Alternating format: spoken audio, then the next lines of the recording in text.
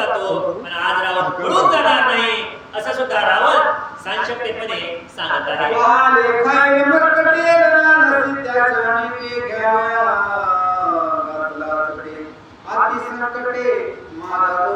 म्हणून या ठिकाणी काय आहे, पाले खाणारे वानर आहेत, पण मी आज इथं भयंकर असं युद्ध करणार आहे. युद्ध करून या ठिकाणी माझा विजय झाल्याशिवाय राहणार नाही रावण सांगत आहे. वीर प्रतीचा गरुड बहुत तुझ माझे असे नांदत, तेने रणवीरना गणित तो पुरुषार्थ आदिदावी. रामा, तुमच्यामध्ये खरंच पुरुषार्थ आहे. तुम्हाला वाटतंय की माझ्या एवढा धर्मधारी कुणीच नाही, माझ्या पुढे कोणीच थांबू शकणार नाही, पण हा पट्ट्या रावण आज तुमच्या पुढे थांबणार आहे.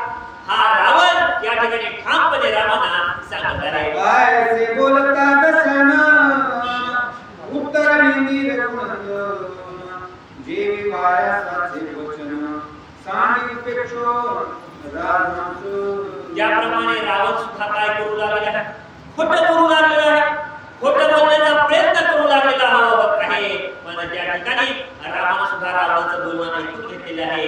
राम रावणाची निर्वचना करत आहेत.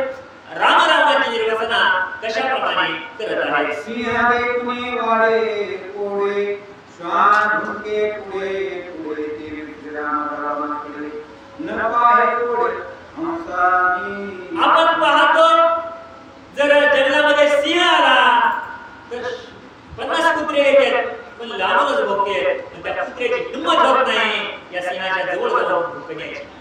त्याचप्रमाणे रावण सुद्धा भुंकू लागलेला आहे. जे मनामध्ये येईल ते बोलू लागलेलं आहे, पण त्याच्या तोंडामध्येच वाव आहे, हातामध्ये सामर्थ्य नाही. त्याप्रमाणे रामापुढे हा रावण बोलत आहे. रावणाच्या तिकट उत्तरे राम भीतर केसरी जे सिंहापुढे बोला करी निजगरी शुक्र. म्हणून एखादा कोला जरी भुंकत असेल तरी सिंह या ठिकाणी मानतो का हा कोला भुंकू लागलेला आहे, आपण त्या दिशेने जायचं नाही. जरी कोला भुंकला, जरी कुत्रे भुंकले, हजार जरी कुत्रे समोर आले तरी सिंह या ठिकाणी ताट मान करून चालत असतो. त्याप्रमाणे प्रभू रामचंद्र या ठिकाणी रावणाच्या समोर रावणाच्या डोळ्यात डोळे घालून बोलत आहेत. ते देखुनिया लक्ष्मण क्रोधे जनादे विद्यमान निर्वसिला रावण काळे वदन पै तुझे. त्यावेळेस लक्ष्मण पाहून लागलेले होते. रावण मोठ्या मोठ्या गप्पा लावू लागलेला होता, सांगू लागलेला होता. लक्ष्मणानं ऐकलं आणि लक्ष्मण सुद्धा या रावणाची निर्वचना करत आहे. निर्लज्जान दासी दशकंठा दीन दीन संग्राम नसता वरदावाडा सीमासी मोहा धर्मस्ता दुराचारा. अरे रावण, तू दिसायला फक्त मोठा आहेस, बडबड करू लागलेला आहेस, तुला काही थोडीशी तर लाज आहे का? जर लाज असती तर तू बोलला नसतास. काय तोंडाचा आहेस, चोर आहेस अशी निर्वचना कोण लक्ष्मण रावणाची करत आहे. वरदा बोल बोल से किती करो निधावे रम्याती जाणे तुझी शक्ती शस्त्र प्रयुक्ती पर्यायो. रावणा, उगा बडबड करू नकोस आणि बोलू नकोस. जर खरंच काही सामर्थ्य असेल तर ते तुझ्या शस्त्रातून दाखव. तुझं सामर्थ्य काय आहे, तू किती बाण सोडतास, किती तलवारीने या ठिकाणी आमच्यावर सोडतास, काय काय शस्त्र सोडतास, ते शस्त्र सोडून दाखव. माझ्यासमोर उगा बडबड करू नकोस. निर्वचना लक्ष्मण करत आहे. वरदा बोल बोल से किती करो निधावे रम्याती जाणे तुझी शक्ती शस्त्र प्रयुक्ता माशुराची लक्षण करो निधावे नतन. वरदा बोल काय कारण भूकेश्वान तैसे तू. म्हणून कुत्रे कसे असतात, उगाच भुंकत असतात, उगा डिविचण्याचा प्रयत्न करत असतात. पण सिंहाची जर झाप पडली आणि डरकाळी जर सिंहाने पडली तर हा कुत्रा पाठीमागे सुद्धा फिरून पाहत नाही.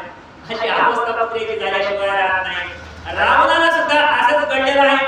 ज्यावेळेस प्रभू रामचंद्रानं बाण सोडलेले आहेत, रावणानं पाठीमागे सुद्धा फिरून पाहिलेलं नाही. कुठं पडो आणि कुठं लपून बसो अशी अवस्था रावणाची झालेली होती. पण दुसऱ्या वेळेस रावण आलेला आहे, त्यावेळेस आपला मोठेपणा सांगू लागलेला आहे, छाती ठोकून सांगत आहे, बाबा रामा, मी युद्ध करण्यासाठी आलेलो आहे. पण आता रामाच्या समोर रावण किती वेळ टिकेल हे सुद्धा आपण पाहणार आहोत. काय कोणी सुमित्राचे वचन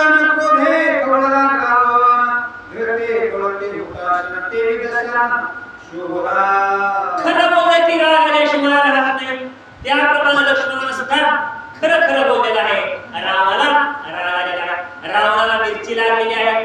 रावण लाल मुंग रागाने झालेला आहे. नेत्र भवणी गगरा दात घात करकरा मस्तक पिटे सैरा या रघुवीरा काय करू. म्हणून दात खाऊ लागलेला आहे रावण. कर कर कर दात खाऊ लागलेला आहे. राग आलेला आहे. लाल मुंग रावण झालेला आहे.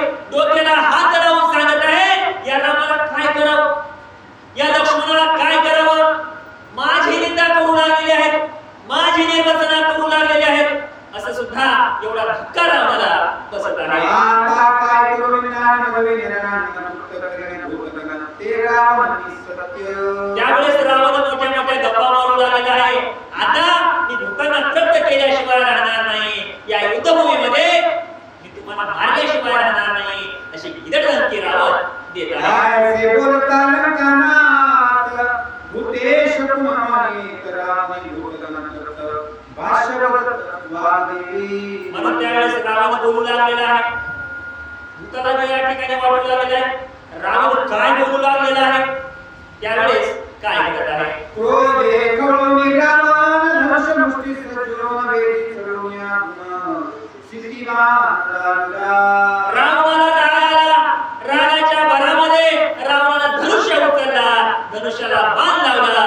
बाण लावून रावण काय करत आहे. बाण बोलून कानडी गरजून हात फोडी श्रीराम सायमानी उडी रणगडी पुरुषार्थ.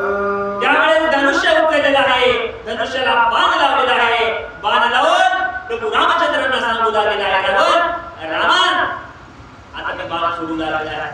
आता मी शस्त्र सोडू लागलेला आहे. मी धनुष्यातून बाण सोडू लागलेला आहे. माझ्या या बाणाचं या ठिकाणी सामर्थ्य तुमच्यापाशी आहे का, सोडवणूक तुमच्यापाशी आहे का, रावण बोलत आहे.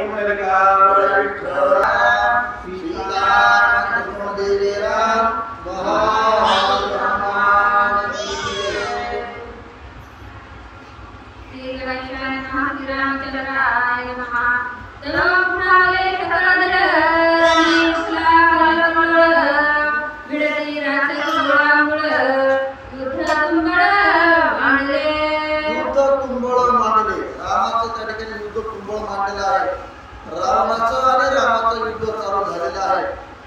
आणि जे राक्षस होते ते राक्षसही पूर्ण त्या ठिकाणी आले आणि त्यांच्यासोबत सगळे वानराचं युद्ध त्या ठिकाणी चालू झालेलं आहे.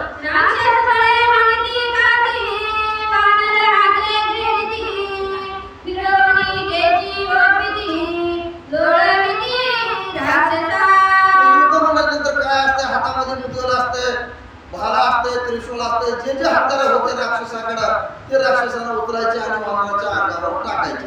टाकल्याबरोबर राक्षसाला जसे आले हत्यार तसे झेलायचे, जमिनीवर टाकायचे आणि त्या हत्यारासोबत सगळ्या राक्षसाला ओढायचं आणि खाली जमिनीवर लोळायचं.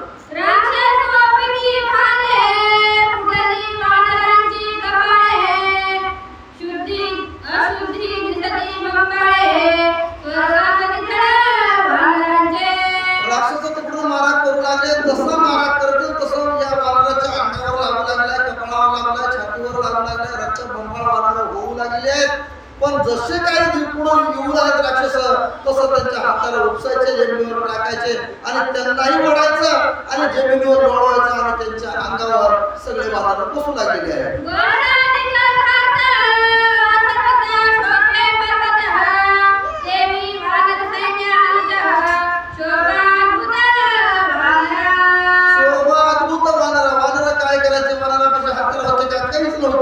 त्यांनी उचलायचे दगड आणि त्या राक्षसाच्या अंगावर टाकायचे, पर्वत आणायचे आणि राक्षसाच्या अंगावर टाकायचे.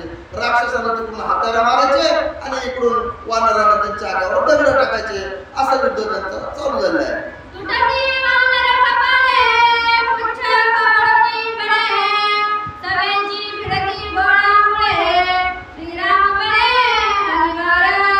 श्रीराम बळे आणि वार काय होऊ लागले, ज्यावेळेस हाताला मारू लागले त्यावेळेस वानराला लागले, रक्त निघू लागलाय, रक्त बंबाळ होऊ लागले.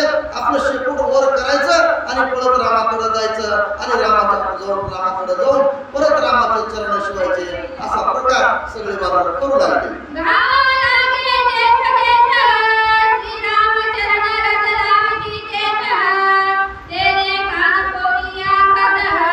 मागे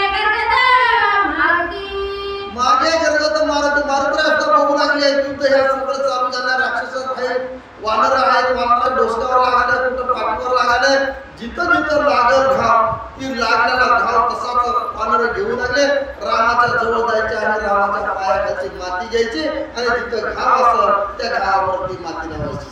माती लावल्याबरोबर जे काही त्यांचं रक्त निघत होतं तेही बंद व्हायचं. जी वेदना होत होती ती वेदना बंद व्हायची आणि लगेच तिथं मोठ्या ताकदीने उठायचं आणि परत राक्षसासोबत युद्ध या वादाला करायचं.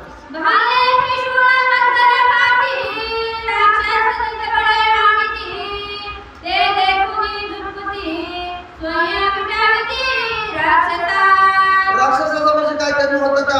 हत्यार भरपूर होते, लंका होते, त्यांचे स्वतःची लंका असल्यामुळे तिथं काय कमी होतं का हत्याराला? वानरा म्हणजे काहीच नाही, वानरा म्हणजे हातावर तर दगड. त्याने हाताला मारायचे, मारल्याबरोबर ह्या वानराला लागायचे, लागल्याबरोबर तसंच तसं उत्तर द्यायचं आणि पळत पळत जायचं. परत जिथं लागलं तिथून चरणावर माती लावायची आणि परत आणखीन जाऊन त्या राक्षसासोबत युद्ध करायचं.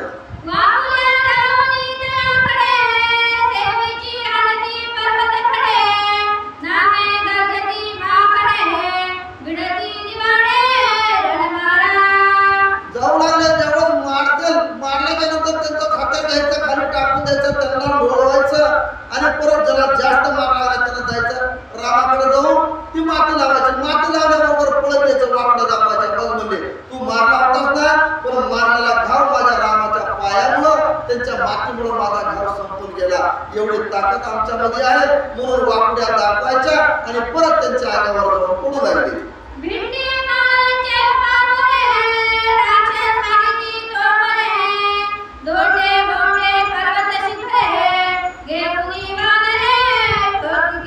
त्यांच्याकडे हत्यार होते, मुदगल होतं, भाला होता, त्रिशूळ होता, जे जे हत्यार होते राक्षसापाशी ते राक्षस सगळे मारू लागले. मग इकडे काय म्हणजे काहीच नाही, उचलायचा दगड घालायचा, पर्वत उचलायचा आणि राक्षसाच्या अंगावर टाकायचा, असं सुद्धा मारा सगळे वानर करू लागले.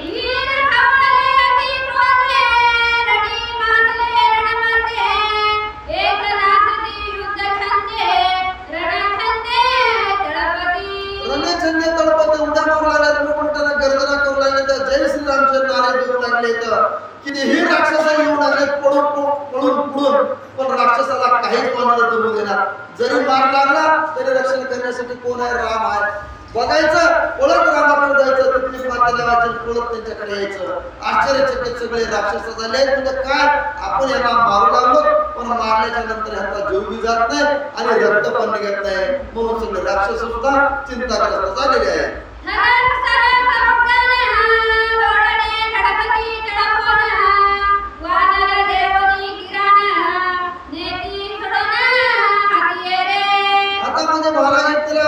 राक्षसाला मारल्याबरोबर इकडे वाचवायचा, त्या राक्षसाला ओढायचं, खाली त्याला पायाखाली लावायचं आणि त्याला पायाखाली लावून चमदाता त्याच्या अंगावर बसायचं. जेवढे आपल्याकडे भाला असेल ते भाला घ्यायचा आणि मी ह्याच्यावर विजय मिळवला. एवढ्या मोठ्या गर्दीनं सगळे वानर नाचू लागले, गाऊ लागले, मोठमोठ्यानं धक्के देऊ लागले. कुणी तिरकस मारायचं, कुणी सरळ मारायचं, कुणी असं बाजूला येऊन त्याच्यासोबत युद्ध करू लागले आहे.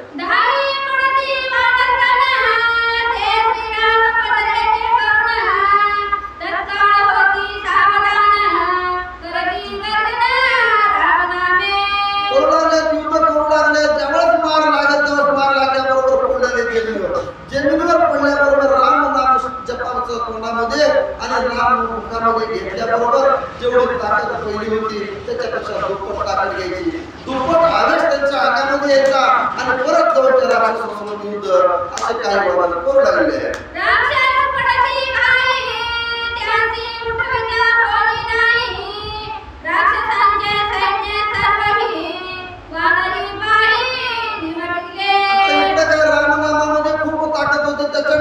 कितीही लागलं तर काहीच होत नव्हतं आणि तिकडे काय होतं तर जे राक्षस पूर्ण आले त्या राक्षसाला मारल्याबरोबर ते राक्षस खाली पडायचे. मग राक्षसाला कुणीच वाली नाही, सगळे राक्षसानंतर मरू लागले आणि रामाचे जेवढे काही वानर होते तेवढे उभा टाकू लागले. त्यांना काहीच होत नाही, इकडे राक्षस मात्र मरू लागलेले आहेत.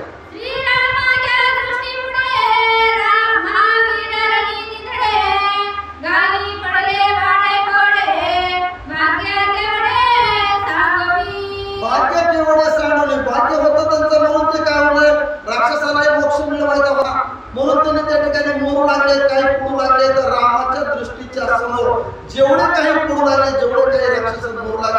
त्यांना सुद्धा त्या ठिकाणी फक्त दृष्टीच्या ताकदीमुळे रामाच्या त्यांचा सुद्धा मोक्ष त्या ठिकाणी होऊ लागलेला आहे.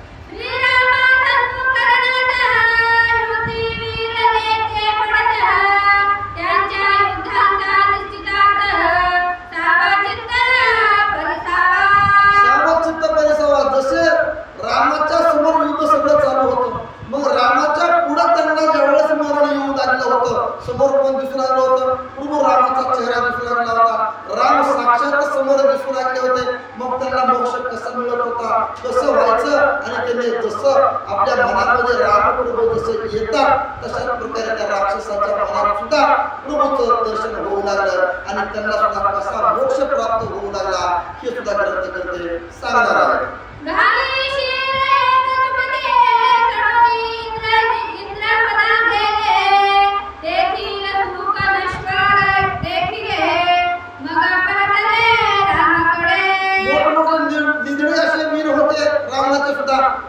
जे होते राक्षस ते सुद्धा चांगल्या प्रकारे त्यांना ज्यावेळेस त्यांचं मुंडकं तुटायचं त्यावेळेस ते मुंडकं काय करायचं, सरळ जायचं स्वर्ग लोकांमध्ये इंद्राच्या जवळ. पण तिथं गेल्यावर पाहायचं तर म्हणजे इथं नाही, म्हणजे आपली जागा तिथं नाही. आपल्याला मोक्ष कुठं आहे? रामाच्या चरणावर आहे. आपल्याला मरायचंय तर रामाच्या चरणावर जाऊन मरायचंय. मुंडकं उडालेलं वर जायचं आणि परत त्या ठिकाणावर येऊन रामाच्या चरणावर पडायचं. आणि काय असे काही राक्षसाचे त्या ठिकाणी जेवढे मुंडके होते ते पुढे लागलेले आहेत.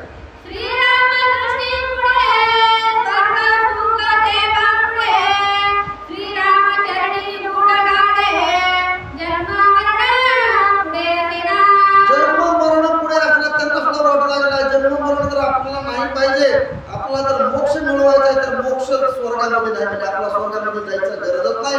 या पृथ्वीवरच आपल्याला मोक्ष मिळणार आहे. त्यासाठी रामप्रभूने अवतार या ठिकाणी घेतलेला आहे. मग आपल्याला त्या स्वर्गात काय काम आहे? तिकडे जायचं नाही, म्हणजे मुंडकं तुटल्याला बघायचं, राम नाम जपायचा आणि जसं मुंडकं वर गावलेलं होतं परत ते मुंडकं येऊन कुठं रामाच्या पुढं पायावर येऊन पडू लागलाय. त्यामुळे त्यांना मोक्ष त्या ठिकाणी मिळू लागलेला आहे.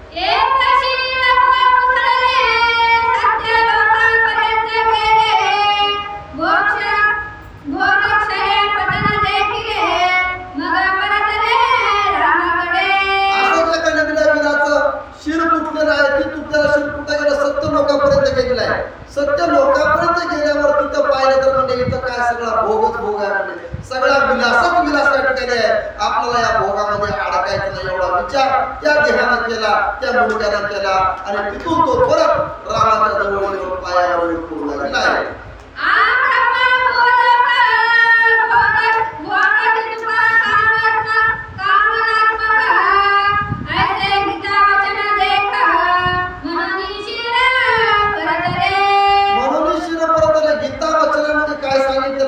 मोक्ष मिळवायचा तर देवाच्या पायावर जाऊन पडावं लागेल. देवाच्या पायावर जाऊन पडल्याशिवाय मोक्ष मिळणार नाही. मुखामध्ये रामनाम असल्याशिवाय मोक्ष मिळणार नाही. किंवा प्रभूच्या समोर आपला जीव जाऊ लागलाय त्यावेळेस आपल्याला मोक्ष त्या ठिकाणी मिळतो. तो मोक्ष स्वर्गामध्ये मिळणार नसून पृथ्वीवर स्वतः रामप्रभूने अवतार घेतलेला आहे. मग याच ठिकाणी आपल्याला मोक्ष मिळणार. मग आपलं काही काम नाही एवढा विचार सुद्धा त्या राक्षसाच्या मनात येऊ लागलेला आहे.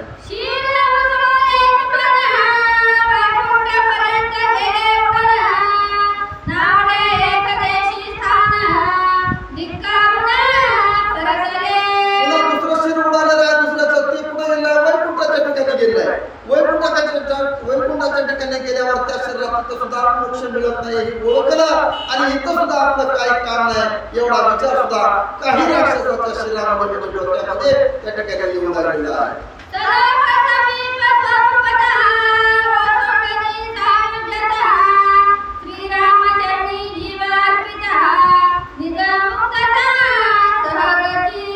ओळखलेला आहे, सगळ्या ओळखू लागले. म्हणजे आपली या जीवाला जर मुक्तता पाहिजे तर कुठं नाही, म्हणजे फक्त रामाच्या चरणावर मुक्तता आहे.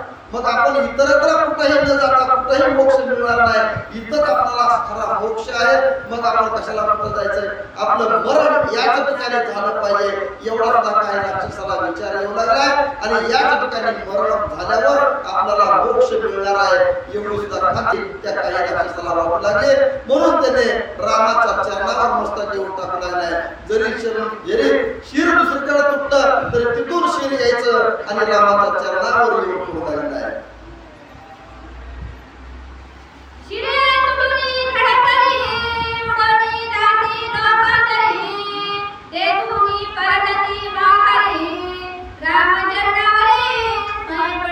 असे काही असंख्य शिर तुटू लागले, मुंडकं तुटू लागले. तुटताना मुंडकं परत जायचं, आकाशामध्ये जायचं, वैकुंठाच्या ठिकाणी जायचं, स्वर्गाच्या ठिकाणी जायचं, इंद्राच्या ठिकाणी जायचं. पण त्यांना वाटलं इथं कुठेही मोक्ष नाही. खरा प्रभू कुठं आहे? पृथ्वीवर अवतार घेतलेला आहे एवढा विचार करू लागले. आणि जिथं राम प्रभू आहे त्याच ठिकाणी जाऊन आपला देह ठेवायचा विचार करून जे आपलं तुटलेलं शिर आहे ते राम अर्पण करू लागले आणि रामाच्या पायावर आपलं मस्तक ठेवू लागलेले आहे.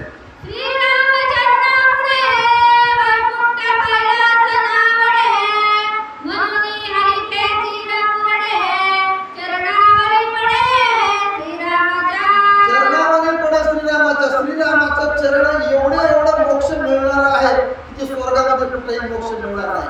कैलासाच्या ठिकाणी गेलं तरी मोक्ष मिळणार नाही किंवा वैकुंठाच्या ठिकाणी गेलं तरी मोक्ष मिळणार नाही. ब्रह्मांड जेवढं असेल त्या ब्रह्मांडाच्या ठिकाणी जरी गेलं तरी मोक्ष मिळणार नाही एवढी खात्री त्या सगळ्या शिराराम मुंडक्याला वाटायला. त्यामुळे त्यांनी कुठेही न जाता याच ठिकाणी राम आहेत तर रामाच्या चरणावर आपलं मस्तक पडावं एवढी अपेक्षा सुद्धा ते भगवंताकडे करू लागलेली आहे.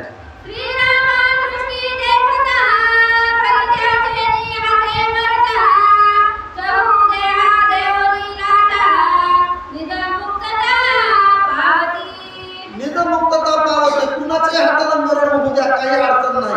पण मरण कुठं होत आहे? आपलं रामाच्या समोर होत आहे. मग दृष्टी कुठं आहे आपली? राम आपल्याकडे पाहू लागले एवढी त्या दृष्टीमध्ये ताकद आहे. त्या ताकदीच्या जोरावर आपल्याला मोक्ष याच ठिकाणी मिळत आहे. मग आपला देह सुद्धा याच ठिकाणी आपण ठेवावा, रामाच्या सानिध्यात राहावं आणि रामाच्या चरणावर आपलं मुंडकं पडावं. त्याशिवाय मोक्ष कुठेही मिळणार नाही एवढी सुद्धा खात्री त्या राक्षसाला वाटायला लागली आहे.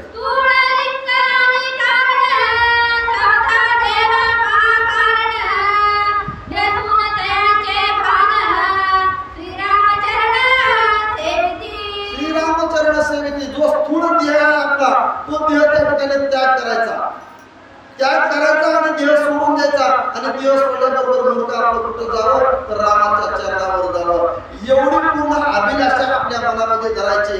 जे पुढे वानर येईल त्याच्या हातून मरण पत्करायचं. इथंच आपलं मरण आहे, इथंच आपला मोक्ष आहे. रामाच्या समोरच आपला जीव गेला पाहिजे एवढी सुद्धा इच्छा सगळ्या राक्षसाला होऊ लागलेली आहे.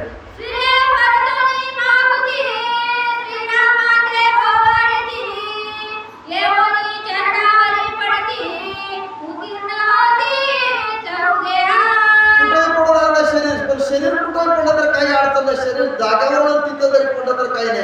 पण फिरायचं गोल फिरायचं मुंडकं. आणि ज्या ठिकाणी प्रभू थांबलेले आहेत त्यांच्या चरणावर येऊन ते मस्तक पडायचं. ज्यावेळेस ते मस्तक त्यांच्या चरणावर पडू लागलाय त्याला त्यावेळेस ते 84 योनीचा जो फेरा आहे तो सुद्धा पडू लागलाय. आणि तेवढा मोक्ष त्या राक्षसाला सुद्धा मिळू लागलेला आहे.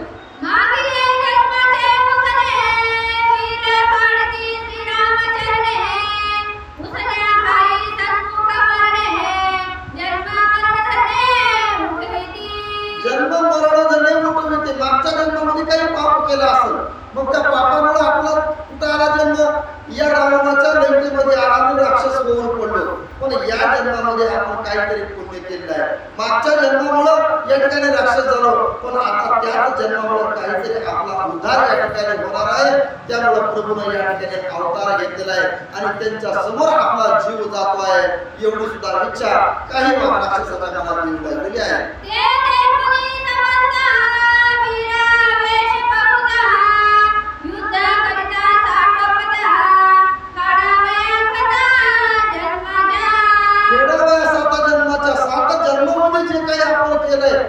या जन्मामध्ये फेडायचा आहे. जो नरदेह मिळालेला आहे त्या नरदेहामध्ये ही आपण कार्य करावं लागेल. जे आपण कार्य अगोदर केलं आहे त्याचं फळ आपल्याला या ठिकाणी जर करायचं असेल तर भगवंताच्या नामस्मरणामध्ये राहावं लागेल. भगवंताचं नाम आपल्या मुखामध्ये ठेवावं लागेल किंवा ज्यावेळेस देव ठेवायची वेळ येईल त्यावेळेस आपण भगवंताच्या समोर आपला देह सुद्धा ठेवला पाहिजे. अशी सुद्धा इच्छा काही जणांना येऊ लागलेली आहे.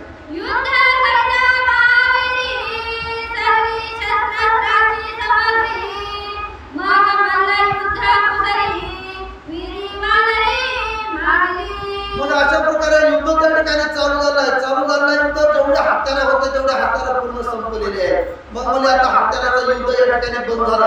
आता काय करायचं म्हणजे मल्लयुद्ध. मग मल्लयुद्ध आता कशा प्रकारे होणार आहे, राक्षसाचं आणि वानराचं कसं युद्ध होणार आहे, ते कोण कोणाला कशा प्रकारे मारणार आहे हे सुद्धा या ठिकाणी आपल्याला ग्रंथकर्ते सांगू लागले आहे.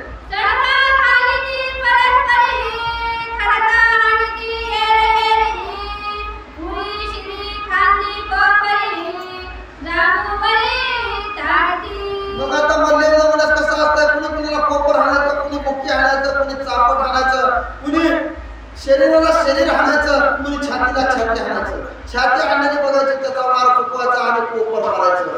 कोपर कुणी मारला की दुसरा जायचा आणि धाड त्याचा लाथ मारायचा. असं सुद्धा युद्ध वानर करू लागले आहे.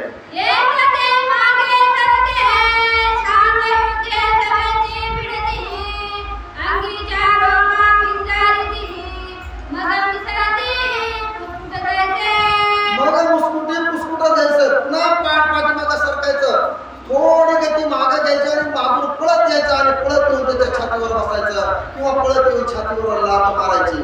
त्याने खाली पडणारा बघायचं, जशाच तसं त्याने तिथून उठायचं, परत पुन्हा कोणा राक्षस बघायचा आणि राक्षसाचा येऊन छातीवर मार मारायचा. असं सुद्धा युद्ध राक्षसासोबत करू लागले.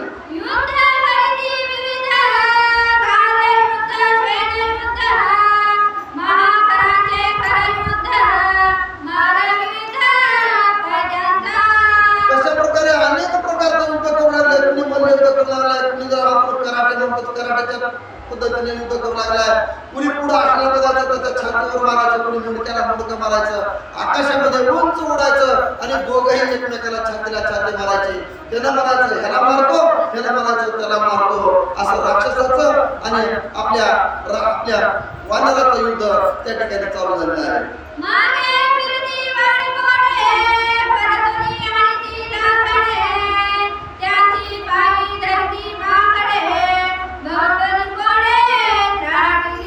दरोडे कोणात राहणे समोर यायचं, समोरून थोडं मागासारखं करायचं, मागासारखं जोरात गती धरायची आणि गती घेतल्याबरोबर त्याच्या छातीवर मारायचं. त्याच्या छातीवर मारल्याबरोबर तो खाली पडायचा, परत त्याला तिथून उठायचं आणि जसं इकड्यानं मारलंय तशाच प्रकारे त्याने सुद्धा मारायचं. कुणी पाठीवर लाथ मारू लागला, कुणी कमरावर लाथ मारू लागला, कुणी छातीवर लाथ मारू लागलाय, कुणी कोपरानं मारू लागलाय तर कुणी लाटानं मारू लागलाय. असं सुद्धा मल्लयुद्ध वानराचं त्या ठिकाणी चालू आहे.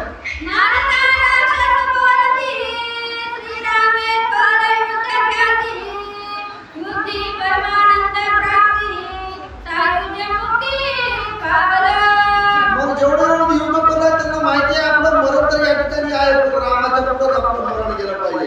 आपला मृत्यू सुद्धा या युद्धामध्ये रामाच्या पुढे गेलेला पाहिजे, आपण जीव सुद्धा गेला पाहिजे. एवढं सुद्धा खात्री काही राक्षसाला वाटत होती, म्हणून ते त्याच ठिकाणी युद्ध करू लागले आणि जेवढा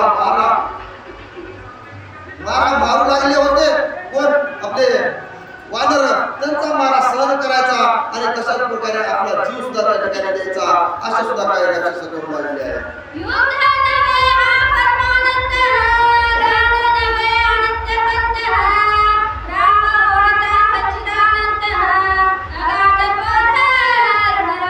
आता खरा विचार केला तर या ठिकाणी युद्ध होतं का? युद्ध नव्हतं, फक्त आनंद घ्यायचा होता आणि त्या आनंदामध्ये आपला देह त्या ठिकाणी ठेवायचा होता. त्या रामाच्या समोर आपला जीव जावा एवढी अपेक्षा त्यांना होती. खरोखरचं युद्ध होतं का? नव्हतं. काही करून आपला जीव इथे या ठिकाणी गेला पाहिजे, जसा खेळ आपण करतो तशा प्रकारे आनंदामध्ये सगळे नाचू लागले आणि त्या ठिकाणी आपला जीव जावा एवढी सुद्धा अपेक्षा बाळगू लागलेली आहे.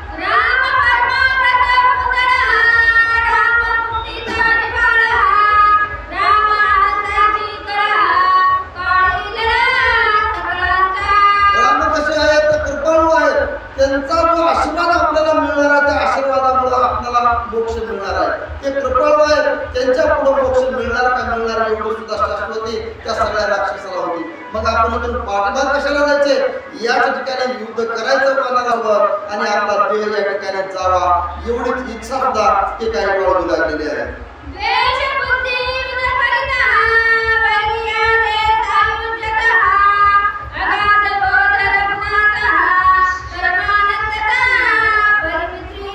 परमानंदात परिमिती स्वतःच्या मनामध्ये काय विचार करू लागले?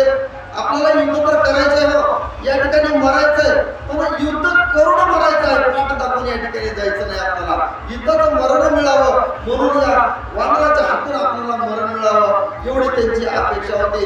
त्याप्रमाणे ते युद्ध करायचं, समोर जायचं आणि त्यांचा जे वार घ्यायचा ती आपल्या अंगावर काही राक्षस घेऊ लागलेले आहे.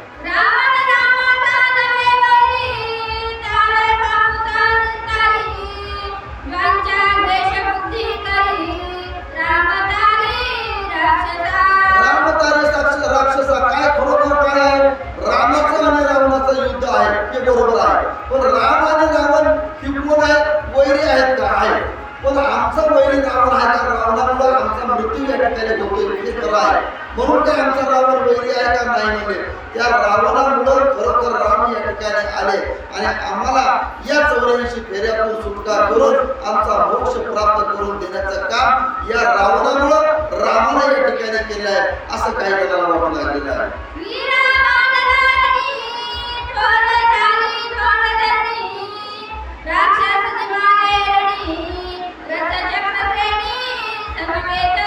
मग काय अशा प्रकारे युद्ध तिथं चालू होतं. युद्धामध्ये बरेचसे असे राक्षस त्या ठिकाणी मरून गेले आहे. सडाचे सडा रक्त सापडलेला आहे. जो राजा रावणाचा रथ होता तो रथ सुद्धा त्या ठिकाणी आहे. त्यांच्या भोवताली पूर्ण रक्ताचा सडा या सगळ्या राक्षसाचा पडलेला राजा रावण पाहू लागलेला आहे.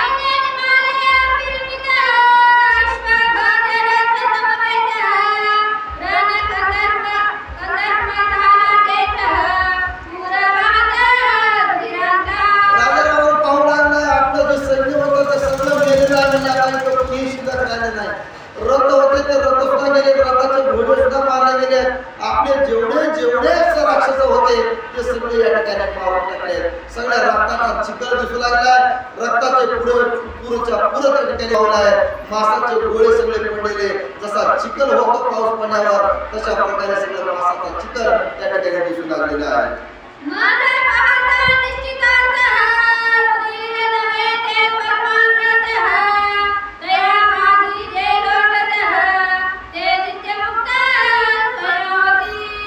विचार करू लागला राजा रावण सुद्धा आपलं तर सैन्य या ठिकाणी मारलेलं आहे, सगळे तर मरून गेले. मग आता आपला या ठिकाणी काय राहणार नाही, आपण या ठिकाणी राहणार आहोत. आपल्याला सुद्धा मोक्ष या ठिकाणी मिळाल्याशिवाय राहणार नाही. हे तर सगळे गेले, सगळ्या तर मोक्ष या ठिकाणी मिळाला आहे की अंतर ध्यानातून राजा रावण सुद्धा ओळखू लागलेला आहे.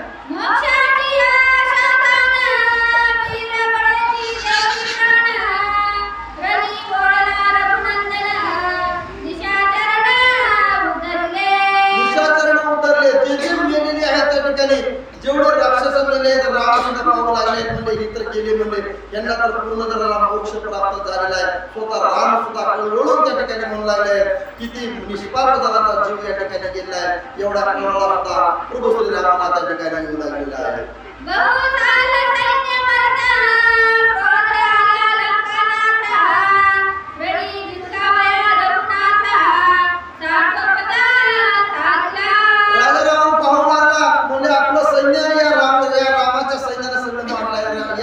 सगळ्या वानरांना आपलं सैन्य मारलंय. घोडे राहिले नाहीत, हाती राहिले नाहीत. पूर्ण रक्ताचा चिखल या ठिकाणी मासाचा चिखल पडलाय. रक्ताचे पूर आलेला आहे. मग आता काय करावं? ठीक आहे म्हणजे आता बघू राम कुठं आहे. या रामाला आपल्याला मारल्याशिवाय पर्याय नाही. एवढा राग या राजा रामाला आलाय. डोळे रागाने लाल बंद करून राजा राम पुढे येऊ लागलेला आहे.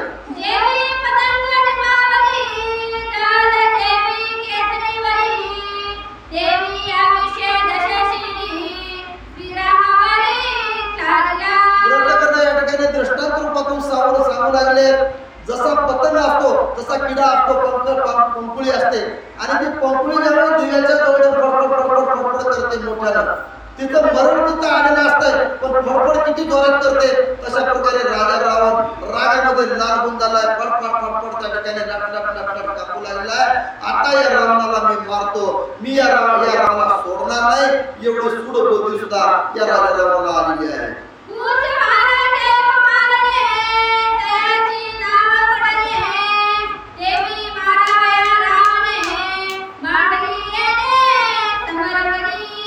आता इथून मागे सरकायचं नाही म्हणजे कशा प्रकारे चांगला दुसरा दृष्टांत कसा दिला इथं. हनुमंत आहे आणि हनुमंताच्या पुढे एखादा बलाढ्य हत्ती आला, हत्तीने जर म्हणलं मी हनुमंताला मारतो, हनुमंताची ताकद कुठं आणि त्या हत्तीची ताकद कुठं. अशा प्रकारे राजा रावण आणि रामप्रभूची ताकद कुठं हे दृष्टांत सुद्धा या ठिकाणी देऊ लागले. राजा रावण खवळलेला आहे, आता मी रामाला या ठिकाणी सोडणार नाही, माझ्या सगळ्या कुलाचा संहार या रामाने केला आहे, मग मी रामाला जिवंत सोडणार नाही. एवढी ईर्ष्या घेऊन राजा रावण पुढे निघालेला आहे.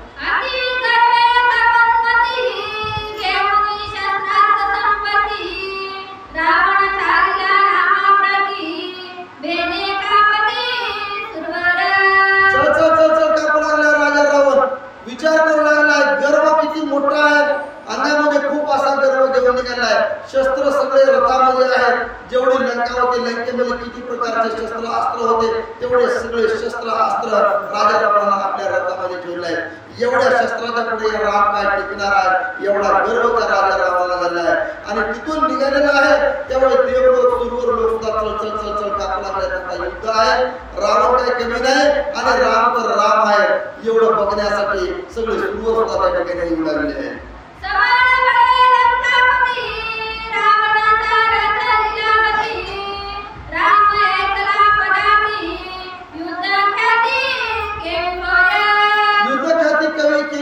कशा प्रकारे युद्ध होणार आहे. राम काय म्हणजे एकटा आहे, कसा आहे तो स्वतःच्या पायावर चालतो, स्वतःच्या पायावर होतो, त्याच्यापेक्षा काही आहे का काहीच नाही. पण रावणापाशी काय म्हणजे अश्व आहे, घोडे आहेत, स्वतःचा रथ आहे, मनाचा जेवढा वेग असेल तेवढा या रथाला वेग आहे. मग रावण आणि राम या ठिकाणी किती भिन्न आहेत, मग यांचं दोघांचं कसं युद्ध होईल आणि कसं नाही याची चिंता सुद्धा सगळ्या देवलोकाला लागलेली आहे.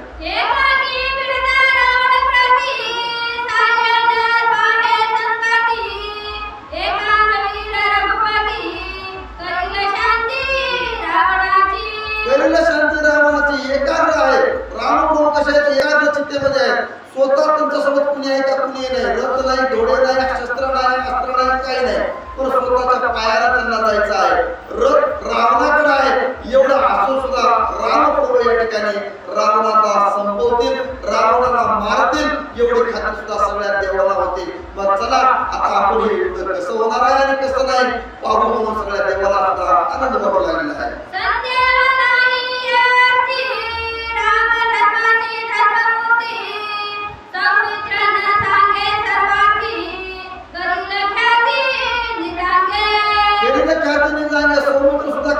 स्वतःच्या ठिकाणी तो सुद्धा ताकदवर आहे, पण स्वतःची ख्याती त्या ठिकाणी काय करणार आहे आणि काय नाही हे लक्ष्मणाला सुद्धा या ठिकाणी ग्रंथकर्ते सांगणार आहे.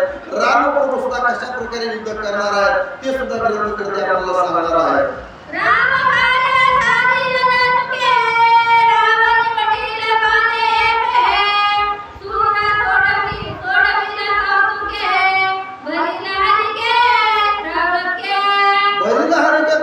राम सुद्धा कसे आहेत, किती बाण टाकल, हा रावण कशा प्रकारे बाणाचा वर्षाव करेल आणि वर्षाव केल्यावर रामप्रभू त्यांचा संहार कसा करतील, ते बाणाचं निवारण कसे करतील आणि कशा प्रकारे बाण टाकतील, किती बाणामध्ये रावणाला मारतील ही सुद्धा ग्रंथकर्ते या ठिकाणी सांगू लागले. देवांना सुद्धा पूर्ण खात्री आहे की राम या ठिकाणी विजयी होणार आहे आणि तेच कार्य करण्यासाठी रामाने सुद्धा अवतार घेतलेला आहे असं सुद्धा देवाला वाटू लागलेलं आहे.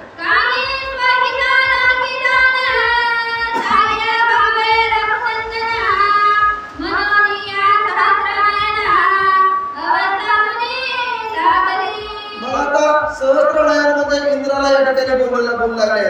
इंद्राला सुद्धा वाटू लागले म्हणजे आता युद्ध तर या दोघांचं आहे, पण आपल्याला याच ठिकाणी रामप्रभूला काही मदत करता येते का.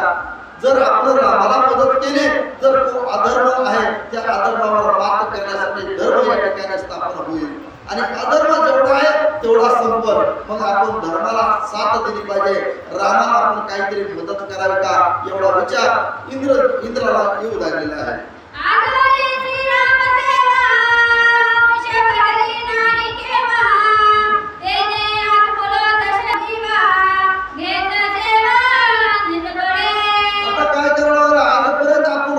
सेवा कधीही करून घेतली नाही, रामाला मदत आपण कधीही केली नाही. मग आता ही वेळ आलेली आहे, ह्या वेळेमध्ये जर आपण रामाला मदत केली तर राम सुद्धा आपल्यावर प्रसन्न होतील. पण ह्याच्या अगोदर आपण जर मदत केली असती तर रावण आपल्यावर पोचला असता, आपल्यासोबत युद्ध करण्यासाठी रावण आला असता. मग आता एवढी भीती सुद्धा या इंद्राला वाटू लागली होती. मग आता ही वेळ आहे, या वेळेमध्ये आपण रामाला मदत करण्यासाठी काही अडचण नाही एवढं सुद्धा इंद्राला वाटू लागलं आहे.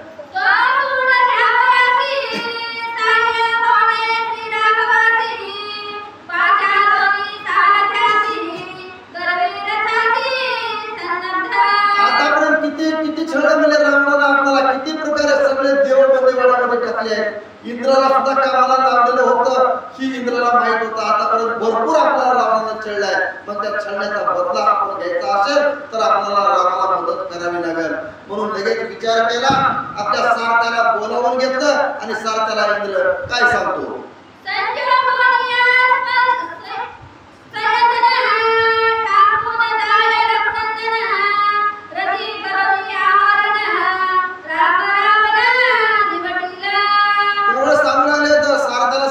इंद्रानं आपल्या सारथी बोलवून घेतला, रथ बोलवून घेतला आणि सारथ्याला सांगितलं आताच्या आता तुम्ही रामाकडे जायचंय आणि रामाला हा रथ द्यायचा आहे आणि रावणाचा आणि रामाचा ज्यावेळेस युद्ध होणार आहे आता त्यावेळेस सहकार्य तुम्ही रामाला करायचं आहे. त्या रथामध्ये रामाला बसवायचं आहे आणि ज्या वेगानं रावणाचा रथ जाईल त्याच्यापेक्षा वेग आपल्या रथाचा जास्त आहे. एवढी मदत करण्यासाठी राजा इंद्र आपल्या सारथ्याला सांगू लागलेला आहे.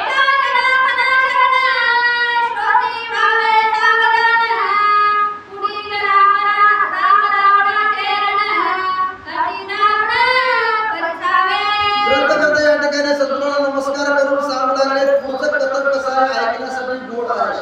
राम कशा प्रकारे युद्ध करणार आहेत आणि रावण कशा प्रकारे बाणाचा वर्षाव करणार आहे. मग ते बाणाचा वर्षाव केलेला कशा प्रकारे राम आपल्या संकट आलेलं निवारण करतील आणि कोणत्या बाणामध्ये रावणाचा वध करतील ही गोड कथा ऐकण्यासाठी आपल्याला पुढल्या अध्यायामध्ये कथा ऐकण्यासाठी यायचं आहे. आजची कथा ही इथंच संपवणार आहे.